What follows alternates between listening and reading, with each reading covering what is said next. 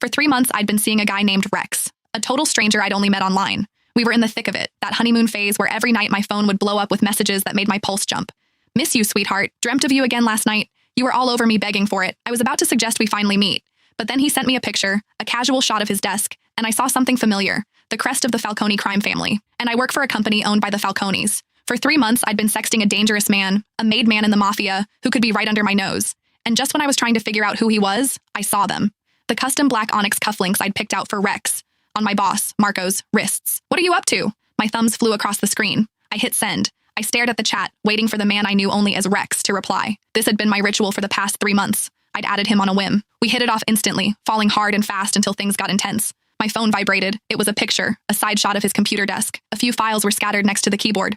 Working and waiting for a text from my sweetheart. A smile crept onto my face. This man knew exactly how to make me blush with just a few words. Maybe it was time to take this offline, to finally meet in person. But as I was about to type my reply, my fingers froze. Bottom right of the photo, on the corner of a folder, was a sliver of a metal pin, a falcon with its wings spread. The Falcone family crest, the same mafia that owned the company I worked for. My online boyfriend was one of them. I stared at the screen for a full 10 minutes, my mind blank. My thumbs hovered over the keyboard. Babe, what do you actually do? Are you with the Falcones? I typed the words, then deleted them, over and over. I didn't know what to say. If I asked, he'd ask right back. He'd want to know where I was. He'd find out I worked for a Falcone company. He would come looking for me. And then what?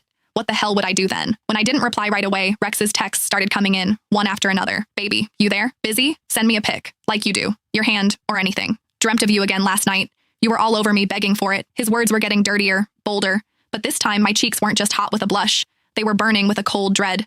For 3 months, I thought I was talking to some normal businessman, a guy who was exciting and new, but safe. I might work for the mob, but I never, ever wanted to be with a mobster. That was a death wish. And to think I'd been trading my deepest fantasies and whispering my secrets to a made man. My phone buzzed again, a voice call. I couldn't answer. He'd hear the panic in my voice. I fumbled with the screen, declining the call. Then I quickly typed out a lie. In a meeting, honey. Talk later. He seemed to buy it. A moment later, he replied, waiting for you. I closed the chat and took a deep, shaky breath. I needed to calm down, think. First, I had to figure out who he was. Was he some low-level muscle or a high-up manager? Second, what was I going to do?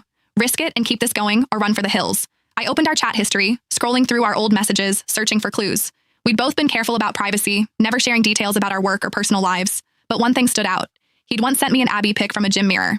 His stomach was perfectly defined, and just below his left ribs, there was a black tattoo. It looked like some ancient cryptic symbol, all sharp lines and mystery. It was the only identifying feature I had. The problem was, I couldn't exactly start ripping open shirts at headquarters to play a game of Find the Tattoo. Back at my desk, I scanned the office. Men in expensive suits with stone-cold faces prowled the halls. Any one of them could be Rex. My only saving grace was that I'd never sent him a picture of my face. He couldn't recognize me.